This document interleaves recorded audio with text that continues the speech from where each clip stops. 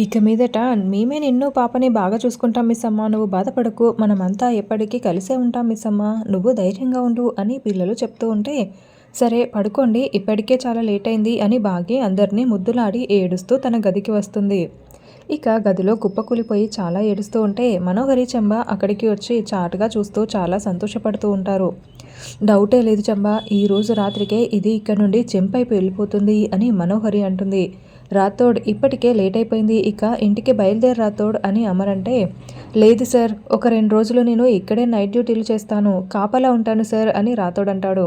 ఏం పర్వాలేదు రాథోడ్, నేనున్నాను కదా చూసుకోవడానికి, నేను చూసుకుంటానులే, నువ్వు రేపు ఉదయం నుండి ఎంక్వైరీ మొదలు పెడదాము, నువ్వు బయలుదేరు అని అమర్ అంటాడు. అలాగే సార్ అని రాథోడ్ అంటే అప్పుడే భాగ్య అక్కడికి వచ్చి, రాథోడ్ బయలుదేరుతున్నావా, భోజనం చేసి వెళ్ళొచ్చు కదా అని భాగ్య అంటుంది. లేదు మిస్ అమ్మ, నేను ఇంటికి వెళ్ళి తింటాను అని రాథోడ్ అంటాడు. ఏమండి మీరు వెళ్ళి ఫ్రెష్ అయ్యారండి, వడ్డిస్తాను, పాపని వాళ్ళు ఇవ్వండి అని ఎత్తుకుంటుంది. అమర్ ఫ్రెష్ అవ్వడానికి వెళ్ళడంతో వస్తాను మిస్ అమ్మ అంటూ రాథోడ్ బయటికి వస్తాడు. అయితే బాగి ఆరు పాపను ఎత్తుకొని రాథోడ్ అంటూ బయటికి పరుగులు పెడుతూ వస్తుంది. ఏంటి మిస్ అమ్మ అని రాథోడ్ అడగడంతో, రాథోడ్ నువ్వు రేపు ఉదయాన్నే డ్యూటీకి వచ్చేస్తావు కదా అని అడగడంతో, వచ్చేస్తాను అని రాథోడ్ అంటాడు. వచ్చే సమయానికి పిల్లల్ని రెడీ చేసుకొని స్కూల్కి తీసుకువెళ్తావు కదా, ఆయనని ఆఫీస్కి సమయానికి తీసుకువెళ్ళి సమయానికి ఇంటికి తీసుకొచ్చేస్తావు కదా అని బాగి కంగారు పడుతూ అడుగుతూ ఉంటే, ఎప్పటిలాగానే రోజు చేస్తాను మిస్ అమ్మ, ఎందుకు ఇలా అడుగుతున్నావు అని రాథోడ్ అంటాడు. రోజులాగానే చేస్తావు కదా రాథోడ్ అని బాగి అడుగుతూ ఉంటే, ఇవి నా పనులు మిస్ అమ్మ, నేనేమైనా మర్చిపోతానా, నాకేమైనా మతిమరపా మర్చిపోవడానికి, భలే దానివి మిస్ అమ్మ, అన్నీ చేస్తాను అని రాథోడ్ అంటాడు. ఎప్పట్లాగానే నువ్వు చాలా జాగ్రత్తగా ఈ ఇంటిని కాపాడుకుంటూ రావాలి, టైం టు టైం అన్నీ చూసుకోవాలి అని బాగి చెప్తూ ఉంటే, ఏంటి మిస్ అమ్మ, నువ్వెక్కడికైనా వెళ్తున్నావా ఏంటి అని రాథోడ్ అడుగుతూ ఉంటాడు. బాగి టెన్షన్ పడుతూ చూస్తూ ఉంటుంది. అదే మీ నాన్నగారింటికి వెళ్ళి 4 రోజులు ఉండి వద్దాం అనుకుంటున్నావా ఏంటి మిస్ అమ్మ అని రాథోడ్ అంటే, అవును వెళ్ళిపోదాం అనుకుంటున్నాను అని భాగ్య అంటుంది. నేను ఊరికే 4 రోజులు అన్నాను మిస్ అమ్మ, మీరు 2 రోజులకే తిరిగి రండి, నేను మా బుజ్జి ఆరు మేడంని మిస్ అవుతాను కదా, మేము చూడకుండా ఉండలేము అని రాథోడ్ అంటాడు. ఆరు మేడం కూడా మమ్మల్ని చూడకుండా ఉండలేదనుకోండి, బుజ్జి ఆరు మేడం అని రాథోడ్ పిలుస్తూ ఉంటాడు. ఏంటి మిస్ అమ్మ, ఆరు మేడం ఈరోజు చాలా డల్గా ఉన్నట్లుంది, ఏమైంది అని రాథోడ్ అడుగుతూ ఉంటే, పాపకు కూడా తెలిసిపోయినట్లు ఉంది అని బాగి మనసులో అనుకుంటూ ఉంటుంది. సరే రేపొకసారి హాస్పిటల్కి తీసుకువెళ్దాం మిస్ అమ్మ అని రాథోడ్ అంటాడు. సరే కానీ నువ్వు కానీ నాన్న కానీ ఆయనకి మనోహరి గురించి చెప్పొద్దు రాథోడ్ అని బాగి చెప్పగానే, ఏంటి మిస్ అమ్మ, ఆ మనోహరి రాక్షసి గురించి సార్ గారికి చెప్పేద్దామని నువ్వు కూడా అన్నావు కదా, ఇప్పుడు ఇలా మాట్లాడుతున్నావేంటి అని రాథోడ్ అంటాడు. లేదు మీరు చెప్పారంటే నా మీద ఒట్టే రాథోడ్ అని బాగి చెప్పగానే, ఏంటి మిస్ అమ్మ మరీ ఇంత దారుణంగా మాట్లాడుతున్నావు అని రాథోడ్ బాధపడుతూ ఉంటాడు.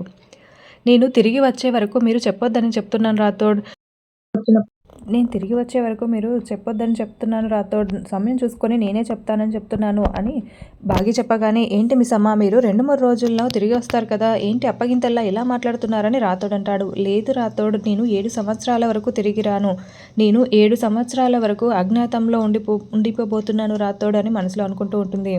2-3 రోజుల కోసమే ఇంతలా చెప్తున్నావా, అది సరే కానీ నువ్వు ఊరికి వెళ్తున్నట్లు సార్కి చెప్పావా లేదా అని రాథోడ్ అంటూ ఉంటాడు. లేదని బాగి అంటుంది. చెప్పను కూడా అని బాగి మనసులో అనుకుంటూ ఉంటే, నాకు తెలిసి మీరు వెళ్ళడానికి సార్ ఒప్పుకోరు మిస్ అమ్మ అని రాథోడ్ అంటాడు. నేను చెప్తే వెళ్ళడానికి ఒప్పుకోరు రాథోడ్, అందుకే చెప్పకుండా వెళ్ళిపోతున్నాను అని బాగి మనసులో అనుకుంటూ ఉంటుంది. సార్కి చెప్తే నిన్ను మాత్రం అస్సలు పంపించడం మిస్ అమ్మ, సరే నాకు లేట్ అయిపోతుంది, వస్తాను మిస్ అమ్మ, బాయ్ ఆరు మేడం అంటూ రాథోడ్ వెళ్ళిపోతాడు. ఆయన్ని పిల్లల్ని ఈ ఇంటిని నీకు అప్పచెప్పి వెళ్తున్నాను రాథోడ్, ఈ విషయం నీకు నిజం చెప్పనందుకు నన్ను క్షమించు అని బాగి మనసులో అనుకుంటూ చాలా బాధపడుతూ ఉంటుంది. అర్ధరాత్రి బాగి అమర్ నిద్రపోతూ ఉండగా బాగి లేచి కూర్చుంటుంది. ఇక లేచి అమర్ కాళ్ళ దగ్గరికి వచ్చి కాళ్ళని మొక్కుతూ, మళ్ళీ అమర్ కాళ్ళని పట్టుకుంటే ఎక్కడ అమర్ లేస్తాడో అని తగలకుండానే దండం పెట్టుకుంటూ, ఏమండి నన్ను క్షమించండి, నేను పాప వెళ్ళిపోతున్నాము, అమ్ము కోసం నేను 7 ఏళ్ల అజ్ఞాతవాసం చెయ్యక తప్పటం లేదు, రేపు ఉదయం లేవగానే మీరు మా ఇద్దరి కోసం వెతుకుతారు, మేము కనిపించట్లేదని తల్లడిల్లిపోతారు, నరకం అనుభవిస్తారు, కానీ అమ్ము ప్రాణాల కోసం నేను వెళ్ళక తప్పడం లేదండి, నా 5గురు పిల్లల్లో ఎవరికి ఏమైనా కూడా నేను తట్టుకోలేను, అందుకే నేను వెళ్ళిపోవడానికి నిర్ణయించుకున్నానండి, ఈ కష్టకాలం మనం తప్పకుండా అనుభవించాల్సిందేనండి, మీరు నాకు పాపకి దూరంగా బ్రతకడం ప్రాణం పోయినట్లుగా అనుకుంటారని నాకు కూడా తెలుసండి, నేను కూడా ప్రాణం పోయినట్లుగానే అనుకుంటున్నాను. కానీ అమ్ము ప్రాణాల కోసం తప్పదండి, తప్పదు అని బాగి ఏడుస్తూ దండం పెట్టుకుంటూ పాపని ఎత్తుకొని డోర్ వరకు వచ్చి అమర్ని తిరిగి తిరిగి చూసుకుంటూ ఏడుస్తూ వెళ్తూ ఉంటుంది. అలా బాగి ఆరు పాపని తీసుకొని పిల్లల గదికి వస్తుంది. నిద్రపోతున్న పిల్లల్ని చూసుకొని బాగి చాలా బాధపడుతూ ఉంటుంది. అమ్ము, ఆనంద్, ఆకాష్, అంజు, నేను మిమ్మల్ని వదిలి 7 సంవత్సరాలు దూరంగా ఉండిపోబోతున్నాను. మిమ్మల్ని మీరే చూసుకోవాలి. మీరు నన్ను పాపనే చూసుకోవాలని అనుకుంటున్నారు. కానీ మేమైతే దూరంగా వెళ్ళిపోతున్నాము. అమ్ము, నీ ప్రాణాల కోసమే, నీ ప్రాణాలని కాపాడడం కోసమే నేను దూరంగా వెళ్ళిపోతున్నానమ్ము. రేపటి నుండి మిమ్మల్ని మీరే చూసుకోవాలి. మేము ఎక్కడ ఉన్నామని మీరు వెతకొద్దు. నాన్న చెప్పినట్లు వినండి. నాన్నని బాగా చూసుకోండి. నాన్న ఉండగా మీకేమీ కాదు. నేను వస్తాను అని బాగి మనసులోనే అనుకుంటూ పిల్లల్ని చూసి బాధపడుతూ వెళ్తూ ఉంటుంది. 7 సంవత్సరాల వరకు నేను మిమ్మల్ని మిస్ అవుతున్నాను. జాగ్రత్త, ఉంటాను అంటూ బాగి బయటికి వస్తుంది. అలా బాగి పాపని తీసుకొని మెట్లు దిగి వస్తూ ఉంటే అప్పుడే నిద్రపోతున్న మనోహరికి మెలకు వస్తుంది. ఈ బాగి వెళ్ళిపోతుందా లేదా చూద్దాము అని మెల్లగా డోర్ ఓపెన్ చేసుకొని హాల్లోకి తొంగి చూస్తూ ఉంటుంది. అప్పుడే బాగి మెట్లు దిగి వస్తూ ఉండడంతో ఎస్, నేను అనుకున్నట్లుగానే ఇది పాపని తీసుకొని ఇంట్లో నుండి వెళ్ళిపోతుంది అని మనోహరి చాలా సంతోషపడుతూ ఉంటుంది. బాగి హాల్లోకి రాగానే డోర్ని క్లోజ్ చేసుకొని గదిలో చాలా సంతోషపడుతూ ఉంటుంది. ఇక బాగి ఇల్లంతా హాల్నంతా చూసుకుంటూ గడిచిన జ్ఞాపకాలన్నీ గుర్తు చేసుకుంటూ అక్కడ ఉన్న ఆరు ఫోటోని చూస్తూ బాధపడుతూ ఉంటుంది.